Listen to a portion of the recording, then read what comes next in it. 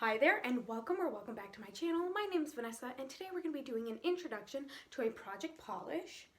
For me, I'm more inspired by Jalon's version of this project than I guess a traditional project pan because I think I have 30 or 32 nail polishes in my collection and the newest one I bought in 2017 or 2018.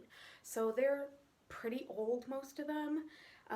So they're just kind of getting thicker, gloopy. They're not really colors I want to use anymore. So the way Jalon does her project, I don't have as many color categories as she has, and I'm not going to split it like that.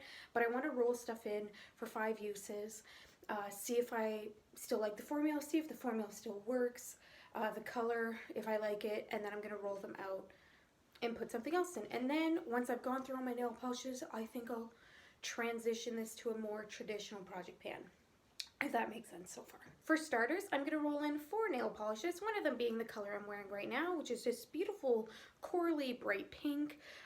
It's the Sally Hansen nail polish in the color Something New. I don't think I've ever seen this version of the nail polish ever again. I don't know where this one came from. I just know that it's really old. It's the Diamond Strength No Chip nail color, if that means anything to anybody that's like well versed in nail polishes.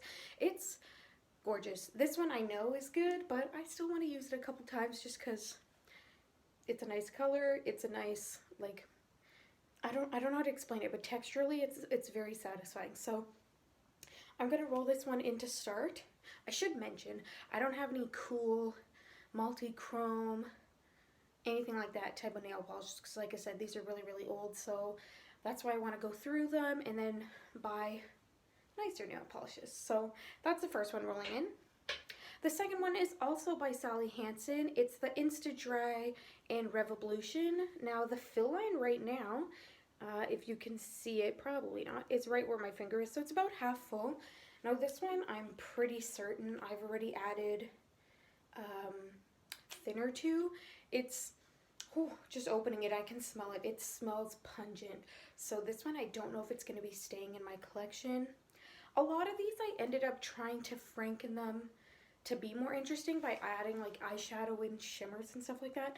But for the most part, that didn't work. It just changed the texture of the formula, but didn't actually add any sparkly goodness. So I think I kind of messed up my nail polishes, but say levy, they're my nail polishes, they're mine to ruin. So this is the second one rolling in for 5 uses. The next 2 are not Sally Hansen. The first one is for Sinful Colors. This is in the shade Boom Boom. Again, it's this beautiful eggplanty purple. It's a lighter version, I should say, of an eggplant purple. It's definitely not as dark as the walls here. But this one I had also added glitter to, which I think you can see kind of in the blurriness. This one, texturally, I think is more closer to the first nail polish I showed you, but it's definitely still like 8 years old. Like it's old. This was definitely from when I was in high school, and I think more middle school than like a senior student. So we'll see how that one goes. I don't remember if it lasts super long, but if the texture's nice, I would still keep it, even if it chips in like 1 or 2 days. But if it's like takes forever to dry, anything like that, then I'm just gonna toss it. And then the last one for today's introduction is gonna be the Orly nail polish in the shade Gumdrop. Now once again, I love this color. It's a beautiful minty teal is how I would explain it. It's not really mint, not really teal. Again, I added some shimmers to it, which you can barely see, I think. So this one, again, texturally, I think this one is nice, if I recall correctly. I haven't worn it in a couple of months, so we'll see. For the ones that aren't perfect, I think I will add thinner to them one time, wait a little bit, like maybe 2 weeks before to kind of let it like settle and like sink in, and then if it's still texturally is not great, I'm going to throw it out. Because you're not supposed to add thinner multiple times over because it ruins the chemical composition of nail polishes, I don't want to just continuously add thinner to my things because it's just going to make the problem worse. It's not going to really solve anything. So yeah, if I add thinner once and the polish is still janky, she's gone. Okay. So I hope that makes sense for everybody. This probably won't be the most exciting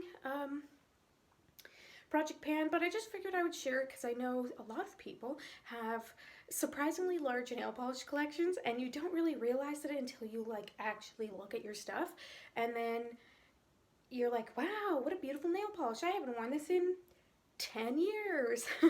And sometimes they're great, sometimes they're not.